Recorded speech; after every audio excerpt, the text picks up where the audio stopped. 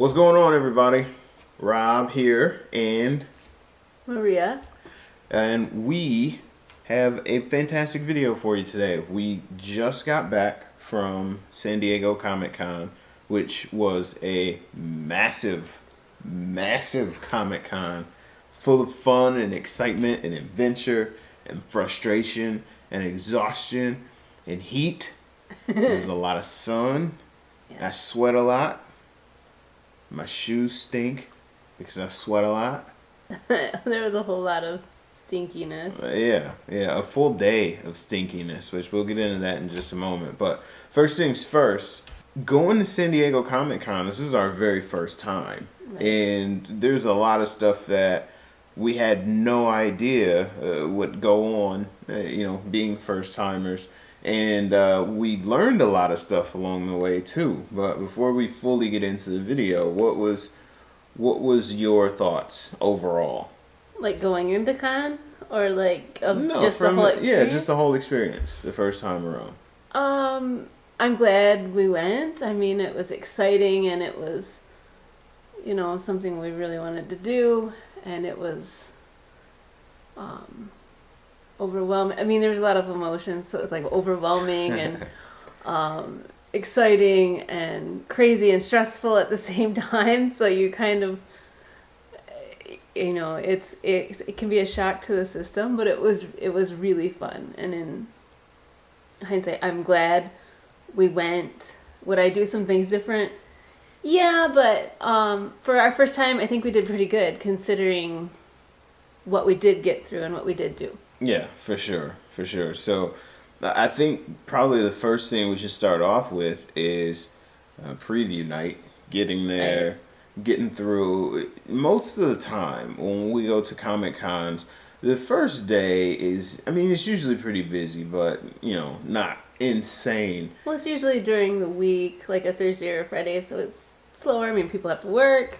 Right. But, and you have to kind of explain, too, that not all people had preview night. Yeah. Not everybody even had preview, but it was still pretty insane. Oh, yeah, it was. It's just getting in on preview busy. night, and the main con floor wasn't even open yet, but there had to be. What they did do, though, that we didn't get to was the previews or the TV screening. Oh, yeah, the TV and movie show screenings. So that was a big deal. I mean, there was a lot of people in line for that for preview night. For sure. And that took a good chunk of preview night. So if you went, you could get your badge and all your goodies, like your bag and your lanyard and all that. And then there was an area where you could wait for the preview screenings and things.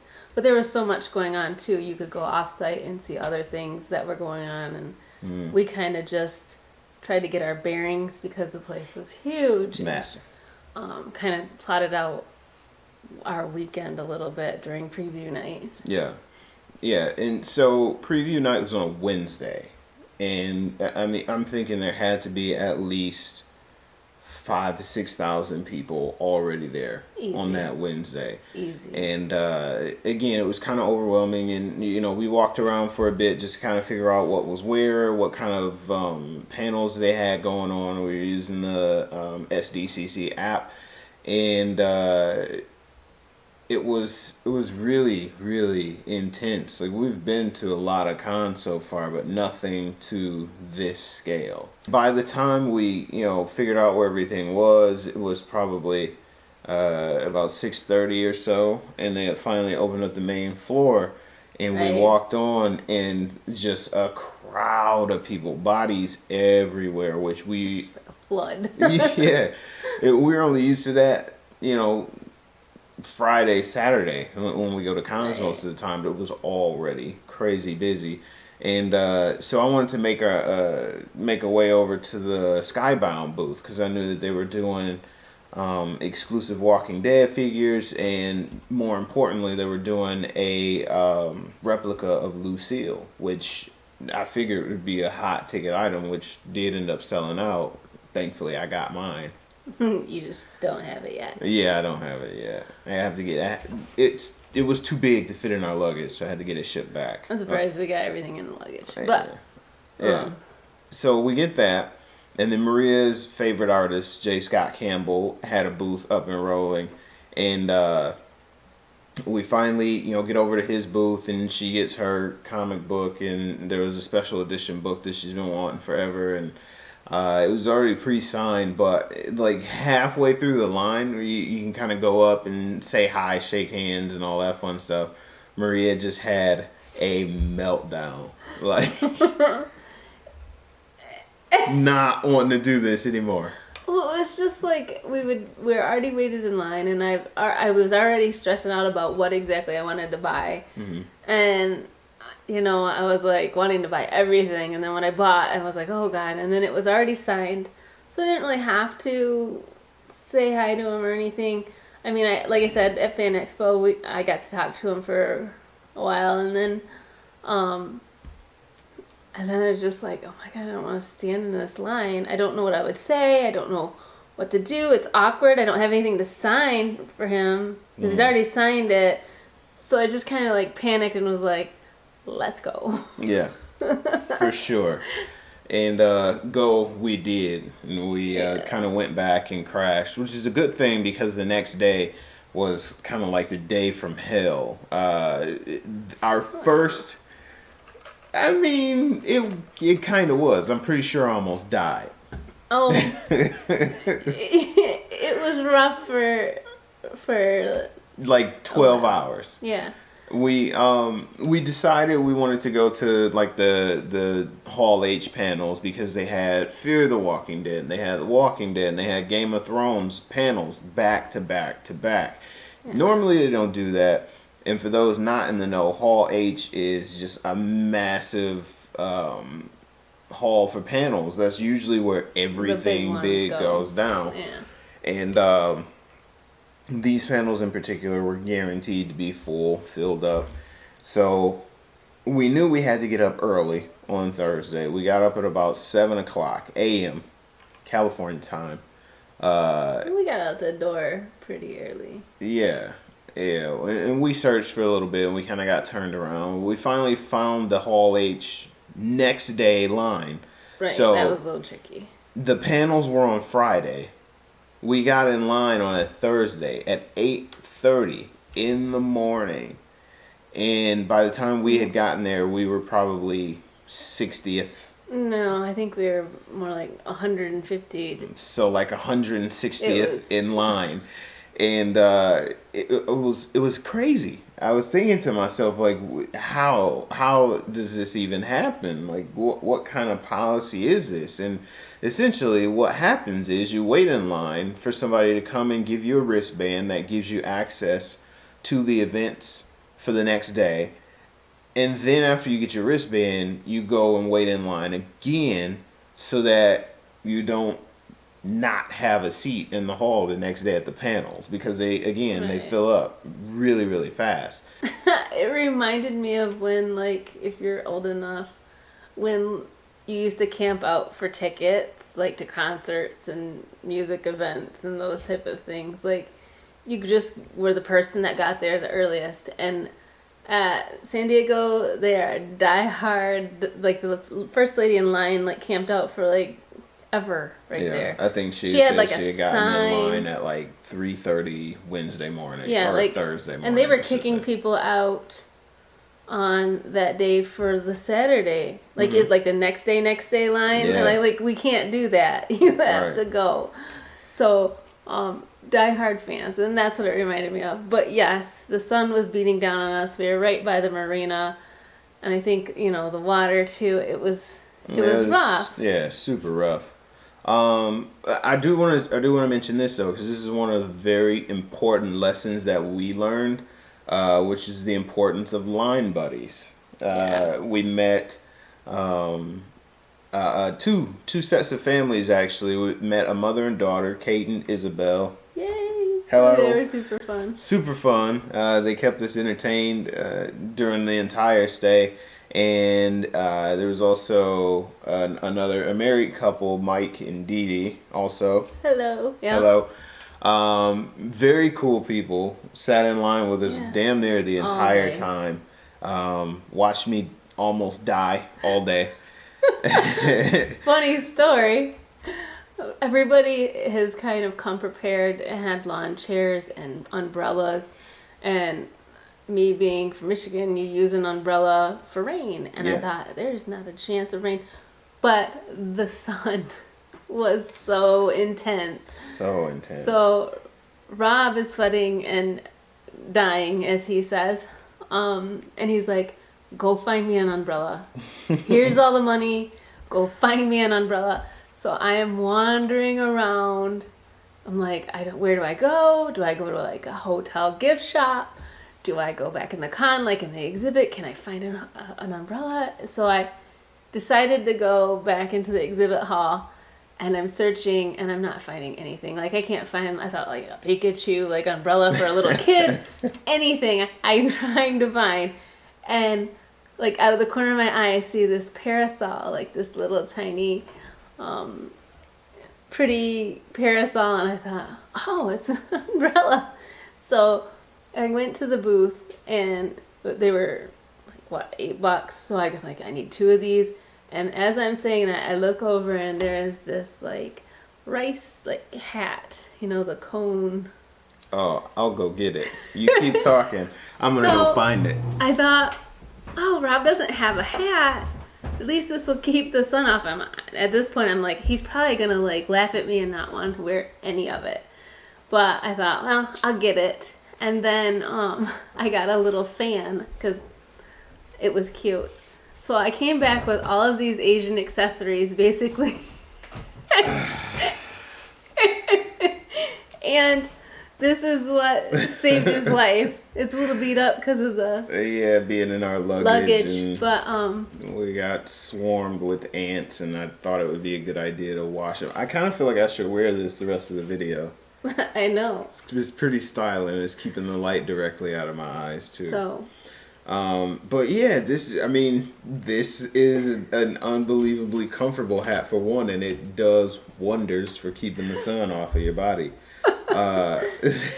So we're in line, and I think anybody who's ever gone to a Comic-Con, you know that prices are outrageous for anything. Yeah. And I'm pretty sure we spent probably like $60 on just water and Gatorades and the such alone. Yeah, just keeping yourself hydrated was a feat because you could feel yourself getting woozy in line, like, oh, we need to go get a Gatorade. Lightheaded and all.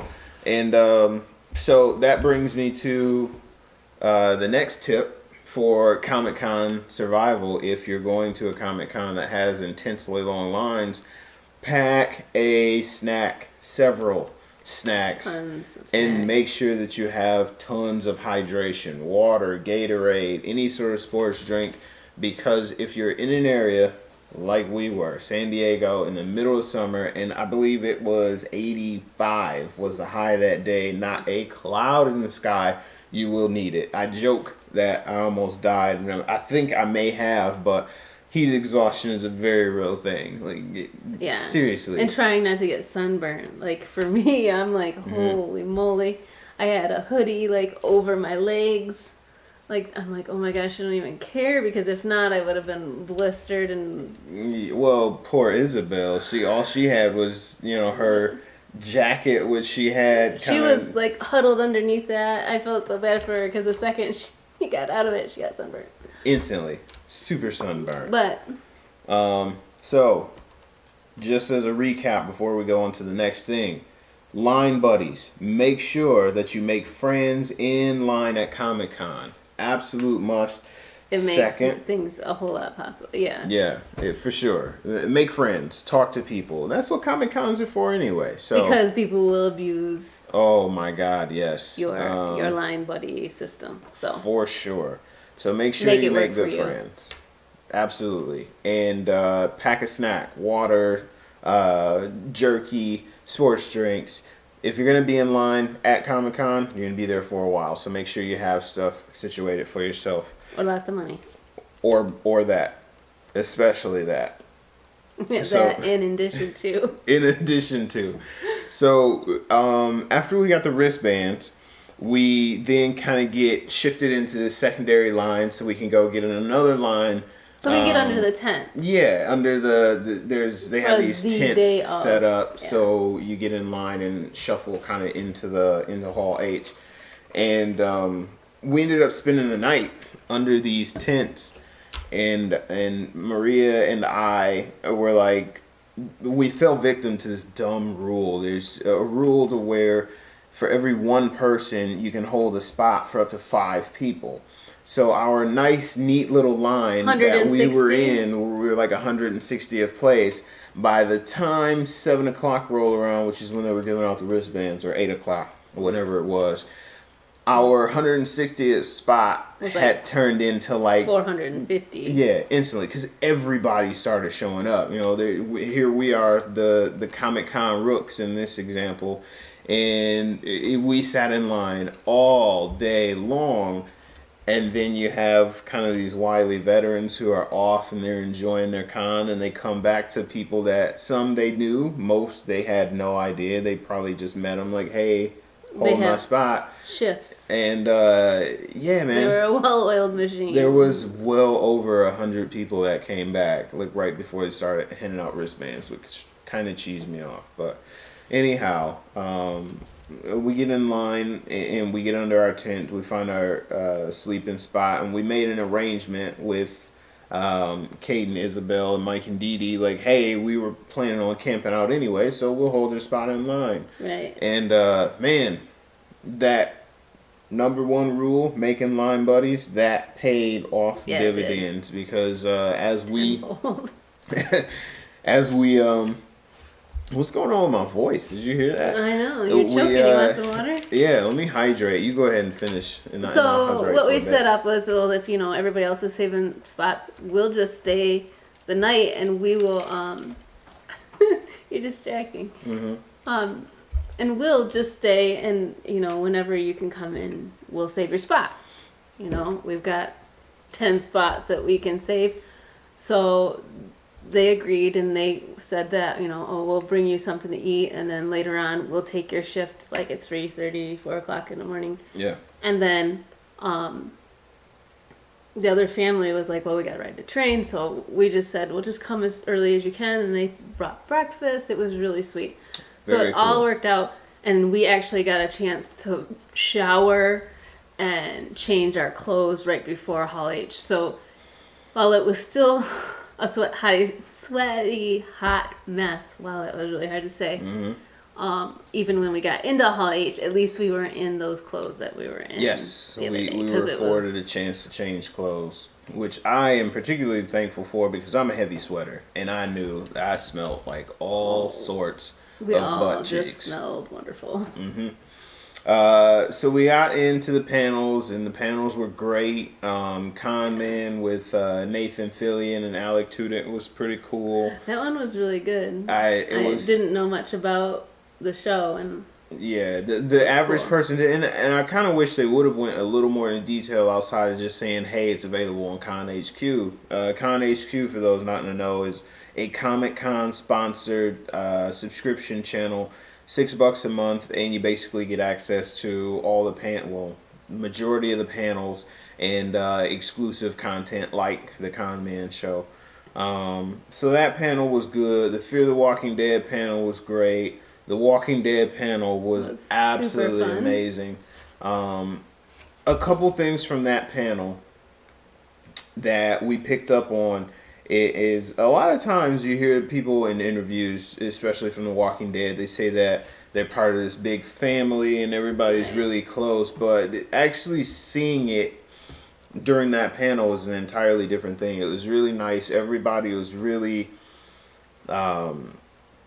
close, and they shared stories about Michael Cutlets helping Sonequa Martin Green with her breast milk, and they did crazy impressions, and yeah, they were just kind of reminiscing, and Norman Reedus and his glitter bomb backfire, and it was funny to see. You could tell that they have a good time and that they're really close, and that connection's there for sure. For sure. And I will say that I was really impressed with both Scott Gimple and Denai Guerrera.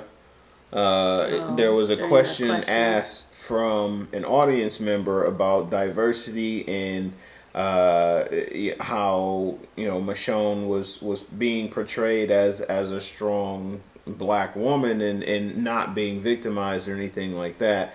And Scott Gimple, which I think in his mind, he thinks he gave kind of a rambly, jumbled up answer, but it was actually perfect, which his answer good. was, who am I to play into social stereotypes and those norms that society want to drop on us when I just want to tell a great story. Right.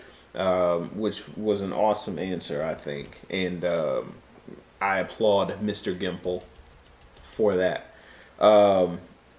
Game of Thrones panel. I know you're not a Game of Thrones fan, but that was pretty good too. You were getting irritated by Sophie Turner though. I don't know if it was like being in the sun all day and then I was just like tired of somebody like sun drunk overbearing and punch people. Yeah, I don't know. Yeah, well, I mean, she's a redhead. You're a redhead. There was too much she gingerness. Looked like a blonde.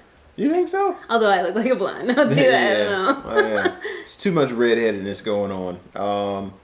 So let's talk about the inside of the con, like why we generally go to the con. So collectibles and comic books and exclusives, and most importantly, the cosplay. For what we're going to say about the cosplay, we did not attend the masquerade, which was like the costume contest. So maybe that's a big deal. Maybe that's why we missed out on it. But we were both pleasantly surprised by the lack of really good cosplay.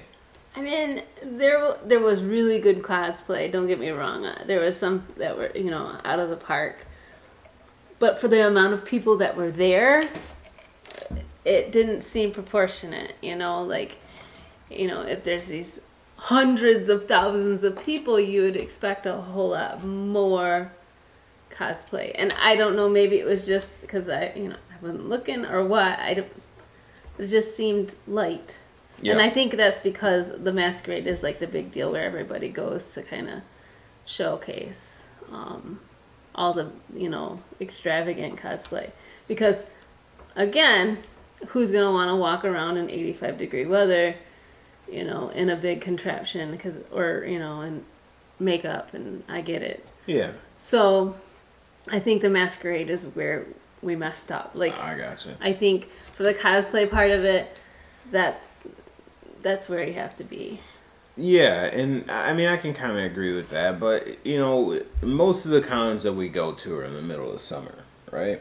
Well, yeah. And so, like I can say, I've seen, better and more elaborate cosplay at Motor City, or even at Wizard World Chicago. There's a ton. Or when we went to Fan Expo, even when we went to Fan Expo, it was like 87, 88 degrees out that day. But again, the way Fan Expo is set up, you're not. Yeah, confined. Not on top of each other, I guess. Which brings us to our next tip. If you're going to go to this Comic-Con, San Diego, know your stuff. There are... Know what you want to do. Yeah, there's so much to do. And in terms of the collectibles, too. So much to do, so much to see. I feel like you could make out pretty solid with the collectibles, and there are tons of things that are made exclusively for San Diego that you will not see anywhere else. As one who goes to Comic-Cons all the time, I will say this much. In regards to the figures and the exclusives that are made for San Diego, absolutely, buy away. Your chances are you're not going to find them anywhere else, and if you do, it's going to be online, and they're going to be gouged ridiculously higher than what they were. Comics, on the other hand, not a chance. I don't think I would ever buy a comic. I mean, a lot of the comics that we were looking at, the price was so much higher than you have to shop around, though. I mean, if you're going to go strictly for comics, then you got to know what you're going for and why and the price point. Yeah, I get that. Because, I mean, yeah, some they're going to gouge, and some, if there's somebody there, just like any other place, like J. Scott Campbell ones were all higher because he was because sitting it was in there. a booth there. Yeah. Yeah, and I understand that. I mean, it felt like a lot of the comics that you were looking at that we'd seen, genuinely in Ohio and in Chicago were like $60 more at this con than they were anywhere else. That's what I'm saying. You gotta shop around. That one that it was $9, I probably should have bought because it was gone on Sunday. Yeah, for sure.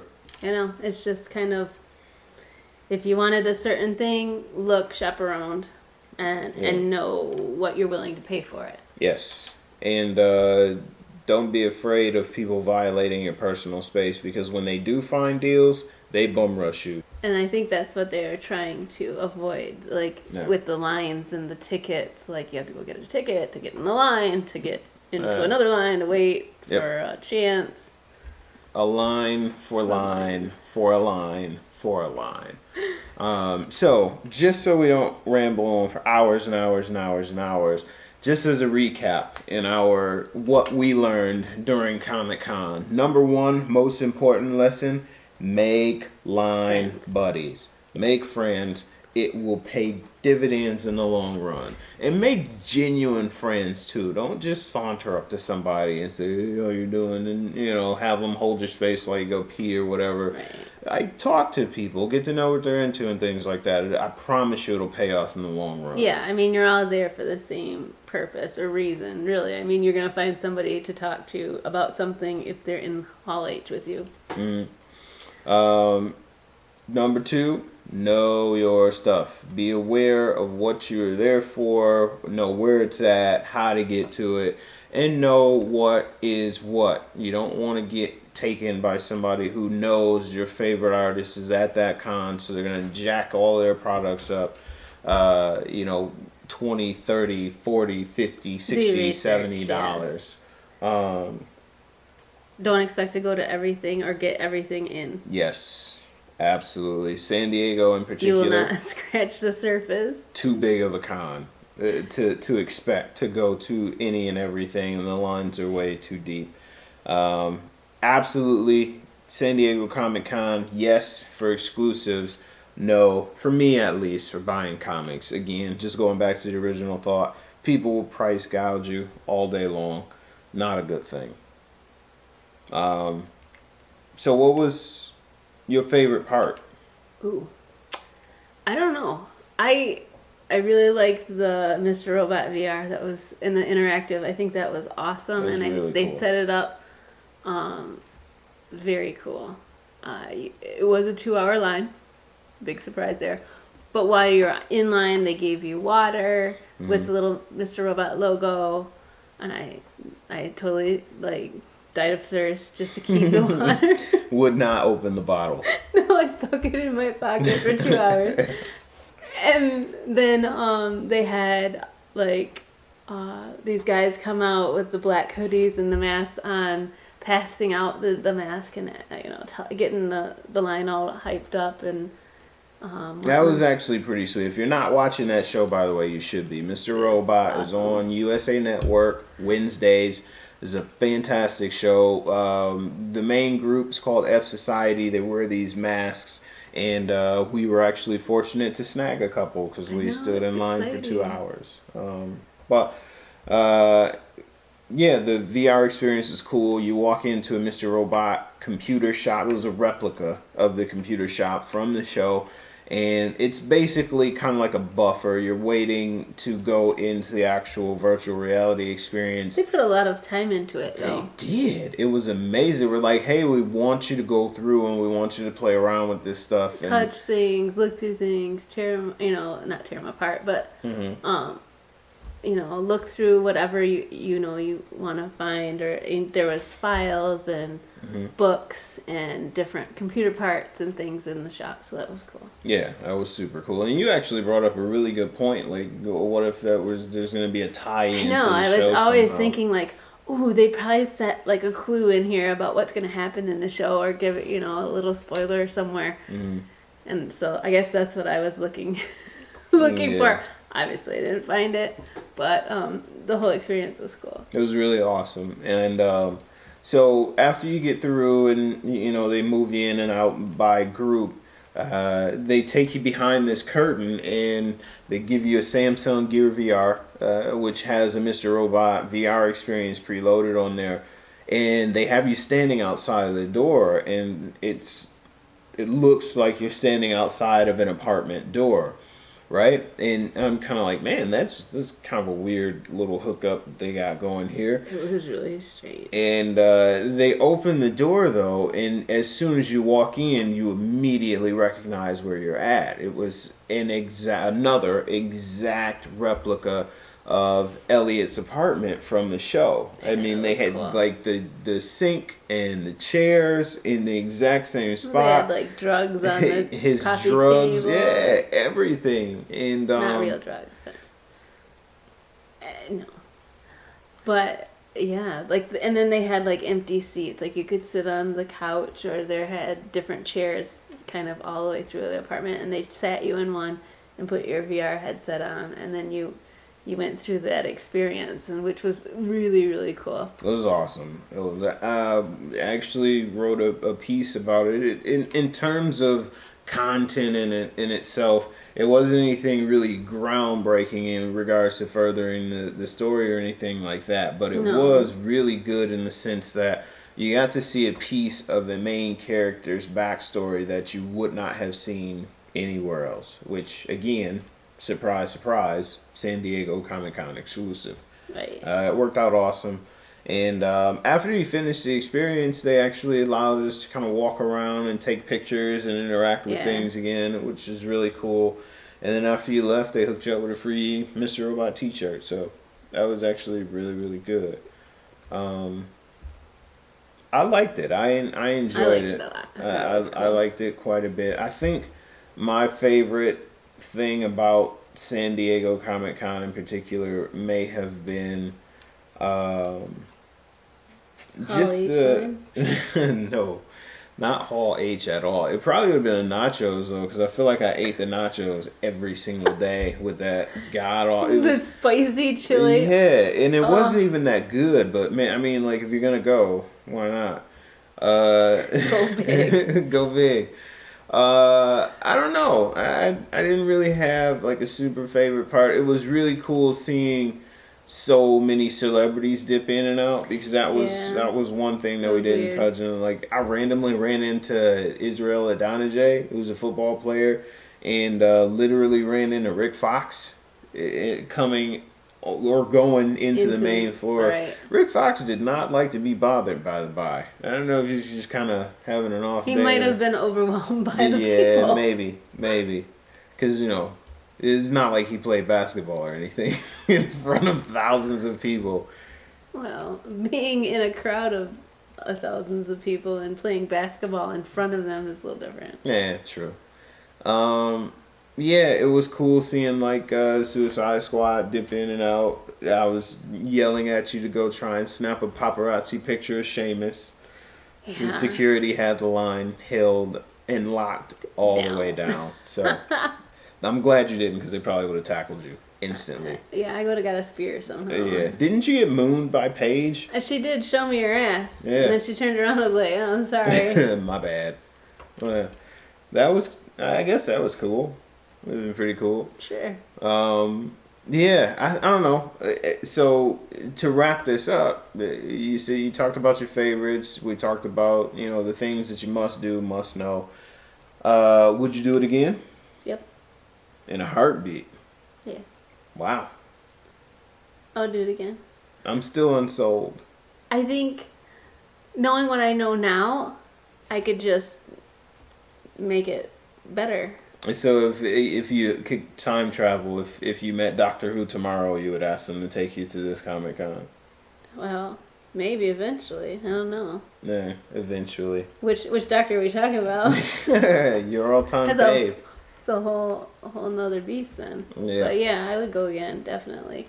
I just think that I didn't see enough, like, one time. Like, I think I would feel better if I had to go and experience maybe like an after party. Yeah, which we did not do any after parties. Anything kind of off site. There was so much. Yeah, we were so completely jet lagged on Wednesday night that was blown. And old.